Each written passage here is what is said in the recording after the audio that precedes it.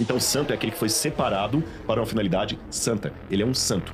Agora, ao longo da história do cristianismo, a Igreja Católica teve uma interpretação tanto distinta. Ela começou agora a determinar quem seriam, dentre os cristãos, aqueles que receberiam títulos especiais por sua vida piedosa. Ele podia ser um beato, ele podia ser beatificado, ele podia ser canonizado, tá certo?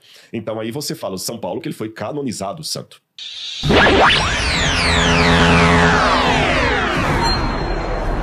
Olha, deixa eu te perguntar um negócio. Assim, quando a gente fala de São Paulo, e a gente fala até dos católicos, eles têm essa postura de chamar de São. São Pedro, São Paulo, né, Santa Maria, né? Muitas vezes assim. Por que isso existe, né? Qual que é esse ponto de vista de São que os católicos usam, assim? A palavra são ou santo, que é a mesma coisa, são ou santo, depende do nome, né? Se for São Paulo, Santo Antônio, né? Então, quando você tem, geralmente, uma palavra que começa com uma consoante, aí é São. São Paulo, São Marcos, São Pedro. Quando é um nome que começa com vogal, aí é santo. Então, Santo Antônio, e assim por diante. Santa Efigênia, né? Agora, por que vem essa questão de ser santo ou não ser santo? Na Bíblia Sagrada, nós temos duas palavras para santo. Você tem a palavra hebraica, kadosh, e você tem a palavra grega hagios. Kadosh é majoritariamente aplicado no Antigo Testamento a Deus. Deus que é santo. O único, o santo de Israel. Né? O santo de Israel é Deus. O kadosh de Israel. Mas, de alguma maneira, o Antigo Testamento já mostrava que alguns atributos de Deus são comunicáveis às suas criaturas. O que significa isso? Eu vou te explicar. Na teologia, nós falamos dos atributos de Deus, tudo que Deus é. E alguns atributos são incomunicáveis, coisa que só Deus tem e mais ninguém no universo. Por exemplo, Deus é onisciente, onipresente, onipotente. Só Deus pode tudo, está em todo lugar e sabe todas as coisas. Isso é incomunicável, só Deus é. Mas há alguns atributos de Deus que ele comunica às suas criaturas. Por exemplo, Deus ama e nós temos a capacidade de amar. Deus aprecia o belo, nós temos a capacidade de apreciar o belo. Não é isso? E Deus é santo e ele confere a nós a capacidade de ser santo. Tanto é que no Antigo Testamento, a expressão sede santos como eu sou santo, diz o Senhor. Então, a santidade não é algo que Deus tem apenas em si mesmo, mas ele comunica aos seus filhos. Nós podemos ser santos, e não apenas uma elite dos crentes. Todos têm a ordem de serem santos como Deus é santo. Uma nota de rodapé antes de eu continuar. Devemos apenas lembrar que quando eu falo de atributos comunicáveis de Deus, não é um decalque exato. Por exemplo, você agora é pai, que a Maíra está grávida. Mas você não é pai como Deus é pai. A paternidade de Deus é muito superior à sua. Eu amo. Deus também ama. Mas Deus é amor. Eu não sou amor. Eu amo, mas eu poderia não amar. Então, mesmo aqueles atributos comunicáveis, o de Deus é infinitamente maior. Então, a santidade de Deus é única. Mas ele nos dá o privilégio de sermos santos.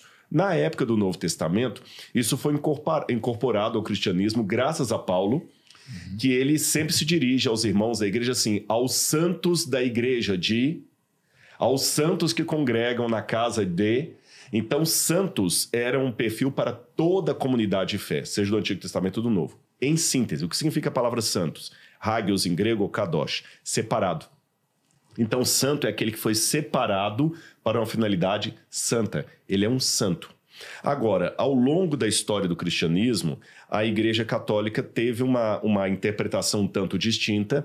Ela começou agora a determinar quem seriam, dentre os cristãos, aqueles que receberiam títulos especiais por sua vida piedosa. Ele podia ser um beato, ele podia ser beatificado, ele podia ser canonizado, tá certo? Então aí você fala São Paulo porque ele foi canonizado santo. E aí tem todo um critério que a pessoa tem que fazer um milagre, o milagre tem que ser comprovado, e o Papa tem que sancionar, etc. Agora, essa é a visão católica. Quando houve o protestante, não só católica, a bem da verdade, a Igreja Ortodoxa também tem os seus santos, a Igreja do Oriente, mas do século XII, mas no século XVI, quando vem a Reforma Protestante, eles abandonam essa ideia católica de apenas serem alguns santos, tá certo?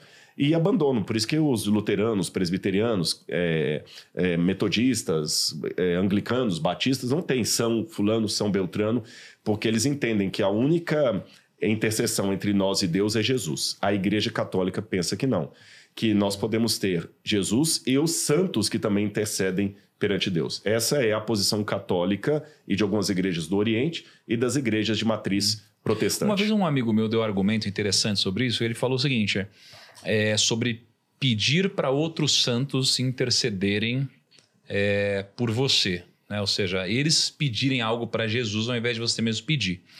E aí ele falou o seguinte, mas qual é o problema? Você não pede oração às vezes para um pastor ou para alguém, né? Ao invés de você mesmo orar para Jesus? Então ele usou esse argumento, assim. O que você acha desse argumento? A Igreja Católica, geralmente, ela lança mão desse argumento, porque a Bíblia fala da oração intercessora. Orai uns pelos outros, né? Orai uns pelos outros. Então fala, posso falar, Santo Antônio, intercede aí por mim. Só que a interpretação protestante disso é um pouco distinta. Quando a Bíblia fala orai uns pelos outros, está falando de uma situação de vida. Tanto é que a orientação bíblica é orai uns pelos outros.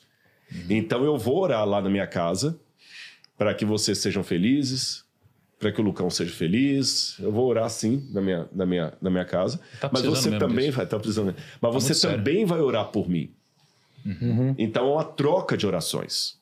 E por que Deus coloca essa troca de orações? Para que ninguém ache que ele é um crente exclusivo. A relação não é só eu e Deus. Sou eu, Deus e toda a comunidade de fé. Então, quando eu tiro o tempo da minha oração para orar pelo João que está doente, pela Maria, eu estou me compadecendo do problema do outro. Eu estou me interessando pelo problema do outro. Eu estou me interessando pela pessoa do outro. Não interessando para fazer fofoca, para me simpatizar com ele.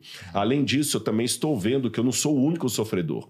Eu estou tendo um problema de saúde, mas o outro está tendo um problema de depressão. Depressão também é saúde. O outro está tendo um problema de perda de emprego, alguma coisa assim. Eu estou vendo que o meu problema não é o único. E eu estou sendo mais empático. E quando eu também peço o outro que ore por mim, eu estou sendo humilde o bastante para falar, a sua oração é bem-vinda na minha vida. Então, na interpretação protestante, esse orai uns pelos outros é uma coisa dessa vida. Tanto é que é orai uns pelos outros. Agora, no modelo da hagiografia católica, eu rezo para Santo Antônio pedir a Jesus por mim. Mas o Santo Antônio não precisa que eu reze por ele. Entendeu? Não é uns pelos outros, que é só eu que peço o santo. Não é o santo que também... Eu não vou pedir a Deus que proteja Santo Antônio. Não faz sentido isso na teologia católica. Então, a interpretação católica é que assim como aqui na Terra nós temos oração intercessória, ela também vai para o plano superior. E na visão protestante, não. Isso é uma coisa aqui para a nossa sociedade. Orai uns pelos outros. E não eu pegar uma elite e colocar no céu e pedir para eles orarem. Porque a Bíblia diz que pedirem para eles orarem. Porque a Bíblia diz que só há um intercessor entre Deus e os homens é Jesus. Não fala intercessores no plural. O único que intercede é Jesus. Mas apenas apresentei a posição católica, a posição protestante, e cada um aí... Um dia a gente vai fazer um episódio discutindo sobre esse tipo de coisa.